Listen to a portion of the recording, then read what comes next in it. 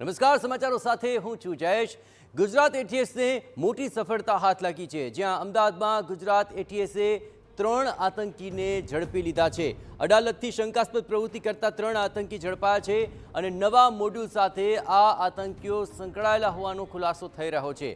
3 આતંકીઓને લઈને એટીએસે ફરી તપાસ શરૂ કરી છે। આ 3 આતંકી પાસેથી અલગ અલગ સાહિત્ય પણ મળી આવ્યું છે, જ્યાં આતંકી કોઈ મોટી ઘટનાને અંજામ આપવાની ફિરાકમાં હોવાની આશંકા જણાઈ રહી છે।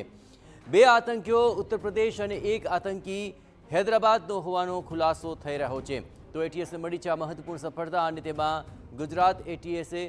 3 આતંકીઓને ઝડપી લીધા છે અને તેમની પૂછતાછમાં હજુ પણ મોટા ખુલાસા થઈ શકે છે। નવા મોડ્યુલ સાથે આ તમામ આતંકીઓ સંકળાયેલા હતા।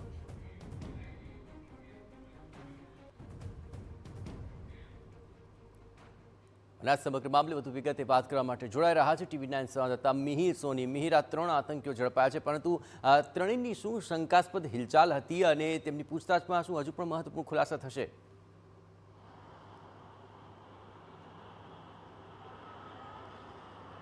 જયેશ, ગુજરાત એટીએસને ફરી એક વખત મોટી કાર્યવાહી કરી છે કે જેમાં જે આતંકીઓ છે કે જે શંકાસ્પદ પ્રવૃત્તિ કરતા તે 3 આતંકીઓની ધરપકડ કરવામાં આવી છે। અમદાવાદ ગાંધીનગર વચ્ચે આવેલું અડાલજ પાસે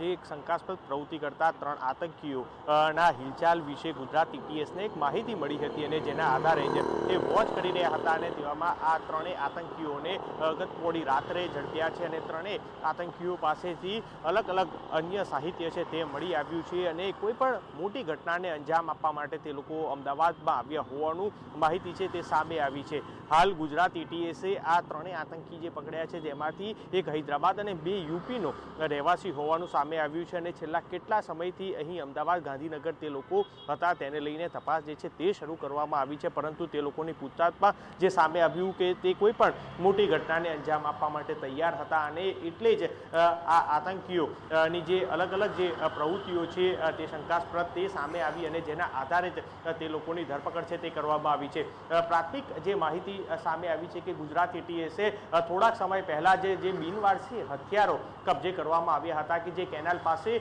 તેમાં પણ તે લોકોનું કનેક્શન હોવાનું સામે આવ્યું છે, એટલે અલગ અલગ જે કનેક્શન છે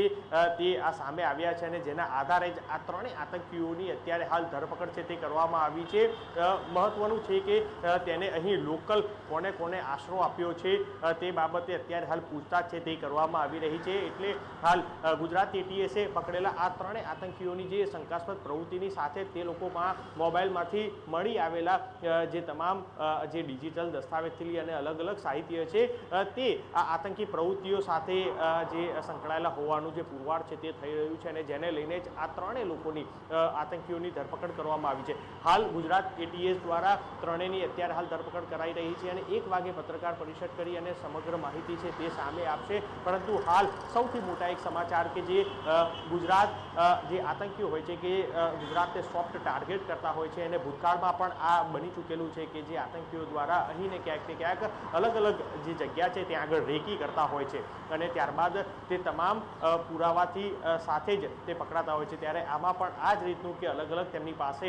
જે જગ્યાની વિઝિટો કરેલી જે જગ્યા છે તેના પુરાવા છે તે પણ હાથે લાગ્યા છે, એટલે હાલ ગુજરાત એટીએસ દ્વારા આ 3 આતંકીઓને પકડવામાં એક મોટી સફળતા મળી છે અને તે લોકોની પૂછતાછમાં અનેક એવા મોટા ખુલાસા થઈ શકે છે। જયેશ, બિલકુલ, આ એટીએસની ખૂબ મોટી સફળતા કહી શકાય। મિહિર, આપને ખ્યાલ હશે તે પ્રમાણે આજથી 4 મહિના પહેલા પણ એટીએસને એક્યુઆઈએસના 4 આતંકીઓને ઝડપવામાં મહત્વપૂર્ણ સફળતા હાથ લાગી હતી કે જેમની દેશભરની અંદર હુમલા કરવાની એક ફિરાક હતી। શું આ 3 આતંકીઓ જે પકડાયા છે તેમનું પણ આવું કોઈ કનેક્શન સામે આવી રહ્યું છે? એ દિશામાં પણ શું એટીએસ તપાસ કરી રહી છે? મિહિર,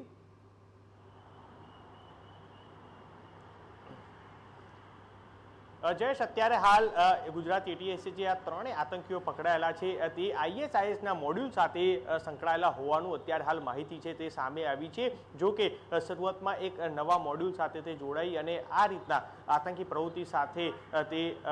જોડાયેલા હોવાનું સામે આવ્યું હતું, પરંતુ હાલ અલગ અલગ તેની પૂછતાછ કરવામાં આવી રહી છે અને તેમાં પૂછતાછમાં કયા મોડ્યુલ સાથે તે જોડાયા હતા અને તે લોકો કઈ એક્ટિવિટી કરવાના હતા તેને લઈને અત્યારે હાલ તપાસ જે છે તે કરવામાં આવી રહી છે। એટલે